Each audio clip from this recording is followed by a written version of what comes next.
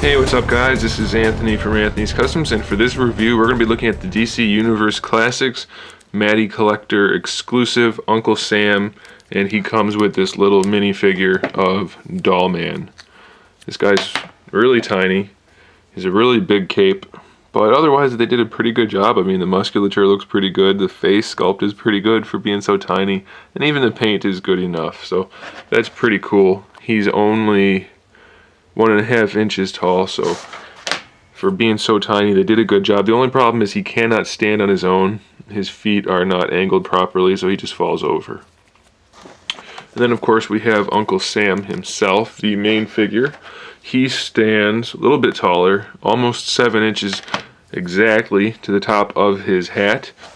This is mostly reused parts, but I think they did a pretty good job of it, and they're all appropriately used, so I'm not going to complain about that too much. The head sculpt is pretty good. I don't have too many complaints about that. The hair is nicely done. It's got some nice shading and texturing in there. The hat's sculpted well. The paint could be better. It's a little fuzzy in some areas, and the blue isn't very blue, so it could be a little bit better, but it's not bad. And the face itself is okay. There's not too much shading going on, but the eyes and the goatee and the eyebrows are painted well, so that's okay by me. As far as head articulation goes, not really too much anyway, other than the swivel. The outfit's painted pretty well. You've got the red for the tie there, and he's got the buttons painted. These are different blues for the vest and the jacket. I don't know if that's intentional or not, but they are. There are no buttons painted on the cuffs, just the actual white cuff there. He has a big gap in his back, so that's ugly, but at least they filled it in. Even though it's poorly filled in, it is there. Then he has the stripes on his pants, which are painted well enough. Definitely not as good as it could have been. The lines do line up for the most part, but this one's curved and this one's got chunks missing. So, I mean, it's not terrible, but it's not great. And then when you bend the knees, you lose the continuity altogether, but what are you going to do? That is normal. The shoes have the white things painted on top, but the buttons are not painted.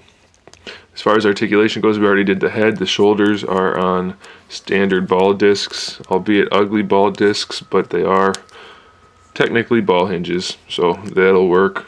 Bicep swivel, single jointed elbow, not even 90 degrees, which is a bummer for me. He's got the open hands for holding things, even though he has nothing to hold, but they do have the swivel in there. He does have an ab crunch, which works because the jacket is soft, so it doesn't get in the way. Go forward and back. He has a waist twist. He should have a waist twist. He does not. Or does he?